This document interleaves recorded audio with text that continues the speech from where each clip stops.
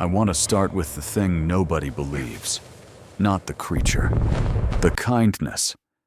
People hear this kind of story, and they expect to be frightened. They expect the part where something enormous comes out of the dark, and the person barely escapes. That is not this story. This story is about a man who was dying alone in the woods in January, in Maine, in weather that was serious enough that the search and rescue coordinator, who briefed me later, said, and I am quoting him directly, "We were not expecting to find him alive." And about what found him first. My name is Robert Pelletier. I am 68 years old. I grew up in Aroostook County, in the far north of Maine, and I have spent most of my life in the woods, working timber, hunting, guiding, and for 11 years running a small wilderness survival school near Oxbow. I am not a man who frightens easily. I am not a man who imagines things. I have spent more nights alone in the Maine woods than I can accurately count, and I know what is out there, and I know what is not, or I thought I knew what was not. January of 2019. I was 63 years old. I had gone out to check on a section of trail I maintain on the back of my property. About 3 miles in. Nothing technical. A trail I have walked hundreds of times. I knew a storm was coming. I thought I had more time than I had. I was wrong about that. And being wrong about that in Aroostook County in January has consequences. The temperature dropped faster than the forecast said. The snow came sideways, and somewhere in the whiteout, I made a wrong turn off a trail I have walked hundreds of times, and walked it confidently in the wrong direction for about 40 minutes before I understood what I had done.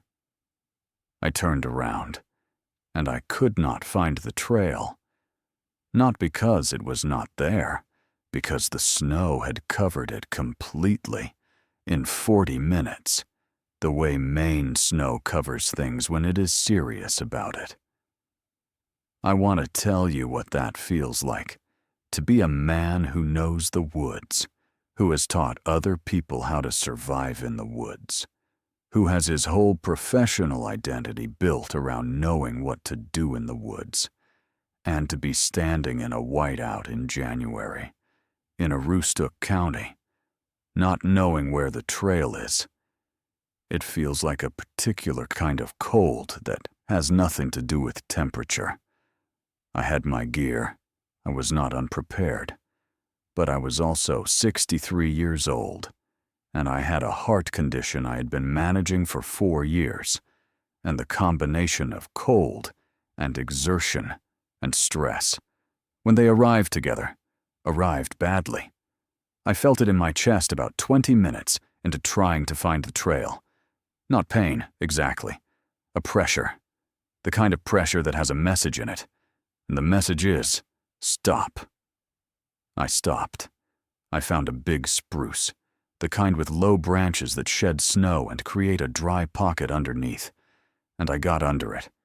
And I did what I tell my students to do. I stopped moving. I conserved heat. I assessed what I had. And I understood, fairly quickly, that what I had was not going to be enough. Not for the night. Not in this. I will not describe the next several hours in detail, partly because some of it I do not clearly remember, partly because the parts I do remember are not the parts that matter for what I am about to tell you. What matters is this. It was somewhere around 4 in the afternoon, which in Maine in January means it is already getting dark, and I was in bad shape. The pressure in my chest had not gone away. My core temperature was dropping. I could feel it in the way my thinking had gotten slow and strange. I had done everything I could do, and it was not going to be enough. I knew that. I am a man who had spent his professional life being honest about situations, and I was being honest about this one. And then the snow to my left moved. Not the wind moving the snow, something underneath the snow, moving through it. I thought, animal. And then it stood up, and it was not an animal, or not any animal I had a name for. It was very large. It had been moving through the snow the way a moose moves through deep snow, pushing through rather than stepping over. And when it stood fully upright, it was tall enough that the low branches of the spruce I was under, which had seemed significant from my position on the ground, were at about its chest height. It looked at me. I looked at it. I want to be precise about what I felt in that moment, because I think precision matters here. I did not feel fear. I have thought about this many times since. I was hypothermic, and in cardiac stress, and alone in a whiteout, and something 8 feet tall had just risen out of the snow 12 feet away from me. And I didn't feel fear. I felt, and I recognize how strange this sounds. Relief, like something had arrived, like the situation, which had been deteriorating without any prospect of improvement, had just changed. It stood there for a moment, looking at me. And then it did something that I have described to exactly 3 people in the 5 years since, and that I am describing now, and that I expect most people who hear it will not believe. It crouched down, slowly, deliberately, the way you crouch down when you are trying to make yourself less threatening to something that is frightened of you. Except I was the one on the ground. I was the one who should have been frightened. It crouched down to my level, and it looked at me, and it reached out one hand. And hand is the right word. I want to be clear about that. It was a hand, large, dark, with the same structure as a human hand, and it placed that hand on the snow in front of me. Not on me, not touching me, in front of me. The way you extend a hand toward an animal you want to approach. The way you let it smell you, learn you, decide about you. I looked at the hand. I looked at its face, and I put my hand on the snow next to its hand. I do not know why I did that.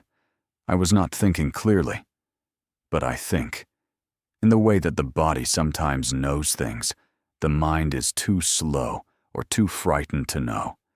I think my body understood what was being offered, and was saying, yes. What happened next, I am going to tell you plainly, because it is the only way I know how to tell it. It picked me up, not roughly, not the way you pick up something you are indifferent to. Carefully, the way you pick up something you understand to be fragile and do not want to damage. It held me against its chest, and it was warm. Warm in a way that was not just body heat. Warm in a way that I have not been able to fully account for. Warm the way certain places in the woods are warm, even when they should not be. Warm the way a south-facing rock is warm in March, when the air is still cold. And it walked. I remember the first steps, the way my body registered the shift of weight, the careful redistribution, like it was thinking about each adjustment before it made it. The snow was deep in places, thigh deep on me, and it moved through it without hurrying, without stumbling, with the unhurried certainty of something that had been moving through deep snow its entire life. I could feel its breathing, slow and steady against my side, not labored, just present. The wind was still going. The snow was still coming sideways.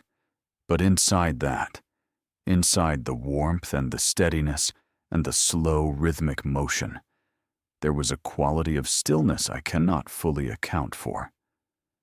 My face was against something that was neither fur nor skin as I knew it. But that held heat the way old wood holds heat, deeply, from somewhere inside. The cold was still there, at my edges, at my hands and feet. But it was no longer arriving. It had stopped arriving. I do not know how long it walked. I was not fully conscious for all of it. I have patches of memory. And in those patches, what I remember is the motion. Steady and unhurried. And the warmth. And a sound that I cannot describe precisely, but that I will try. It was low. It was rhythmic. Not language, or not language I could identify, but with the quality of something intentional, something chosen, like someone who hums while they work, not to communicate, just to fill the quiet with something, because the quiet would otherwise be too large. It was the loneliest sound I have ever heard, not because it was sad, because it was solitary, because it was the sound of something that had been doing what it was doing, alone, for a very long time. I woke up in my own equipment shed, which is about 100 yards from my house, and which was unlocked, and which was, compared to the January woods outside, warm. I was on the floor, on a tarp I keep in there, and I was wrapped in 2 moving blankets that I also keep in there, because I am an organized man, and I keep useful things where I can find them. I do not keep them folded on the floor. I keep them on a shelf. Someone had taken them off the shelf and put me on the floor and covered me with them, and then left. The door was closed, but not latched, because the latch is on the inside, and whatever had closed the door had done so from the outside. I lay there for a while, taking stock. The pressure in my chest had eased. I was cold, but not dangerously cold. I was alive, and I was on my own property, and the storm was still going outside, but I was inside, and I was going to be all right. I lay there, and I thought about the hand in the snow, the careful way I had been picked up, the warmth, the sound, and I thought, it knew where I lived. It knew which building to bring me to. It knew that the shed was unlocked and had blankets and was better than the house, because the house would have required opening a door from the inside, and the shed did not. It had thought about this. It had solved a problem, not a simple problem. The problem of a man who needed shelter, and who could not get himself to shelter, and who needed to be gotten there, and what shelter to get him to. It had solved that problem, carefully, and then it had left. My wife found me 2 hours later. She had called search and rescue at the 3-hour mark, when I had not come back, because she is a practical woman who does not wait too long to do practical things. They found me in the shed, sitting up by then, with a cup of coffee she had brought me, because she is also a woman who prioritizes correctly. I told them I had found shelter on my own. I told them I had gotten turned around and found my way back. I told them the chest pressure had been exertion, not cardiac. I did not tell them what had actually happened, not because I was ashamed, not because I didn't believe it, because I didn't think it was any of their business. What happened to me in those woods is between me and whatever was in those woods, and I am a private man. I've gone looking.